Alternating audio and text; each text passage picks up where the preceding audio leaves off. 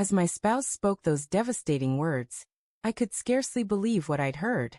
We were settled in the cozy glow of our living room, the television's faint hum creating a backdrop of normalcy. She turned to me, her tone almost casual, and announced, "I'm finished with closeness." I stared, waiting for a laugh or some hint of jest, but her expression held firm, unwavering, as though she'd made peace with this decision long before speaking it aloud. Leaning toward her, I fought to keep my voice steady. "What do you mean by that?" I asked. With a slight shrug, as if discussing something trivial, she replied, "I no longer feel it. I don't desire it anymore. From this moment, that part of our life is done." Her words cut deeply, more painful than any physical wound.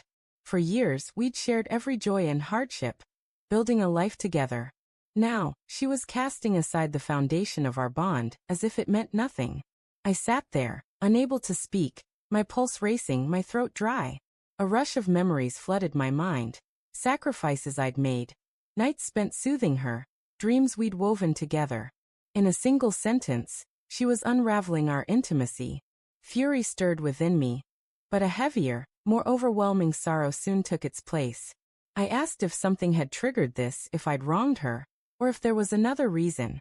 She shook her head, a flicker of annoyance crossing her face at my questions. "This isn't about you," she said. "It's about me. I don't want that aspect of a relationship anymore." Her cold, detached tone hurt more than any heated argument ever could. In that instant, something within me broke. If she could so easily discard our closeness, perhaps she'd already let go of us entirely. And if that was true, why should I hold on to something she no longer valued? Meeting her gaze, I kept my voice calm despite the storm inside. "If that's your decision, then our marriage is over now." Her face changed in an instant, the composure giving way to surprise and a hint of panic. She hadn't expected my firmness. Maybe she thought I'd beg or try to compromise. But I had invested too much in a love she now tossed aside so carelessly. She hesitated, attempting to backtrack. "Wait, I didn't mean it that way. Maybe we could just live together, like companions." The word companions drew a sharp, bitter chuckle from me. I hadn't pledged my life to be her companion. I'd married her to be my partner in every sense, heart, mind, and soul.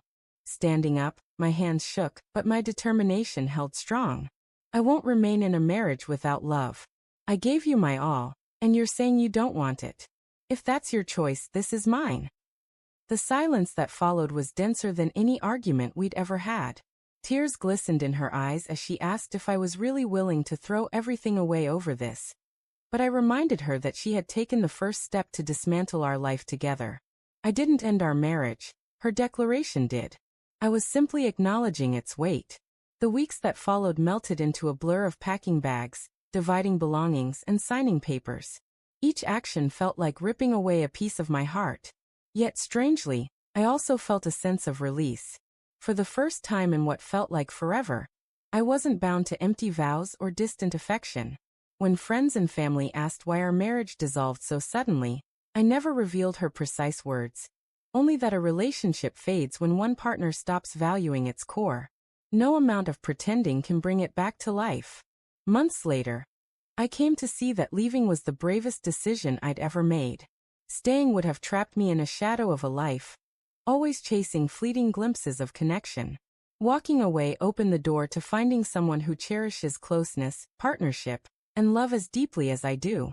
Even now, as I think back to that evening, her words still echo. "I'm finished with closeness." But my own response rings louder, resolute and clear. "Then our marriage is over now, and I know I made the right choice."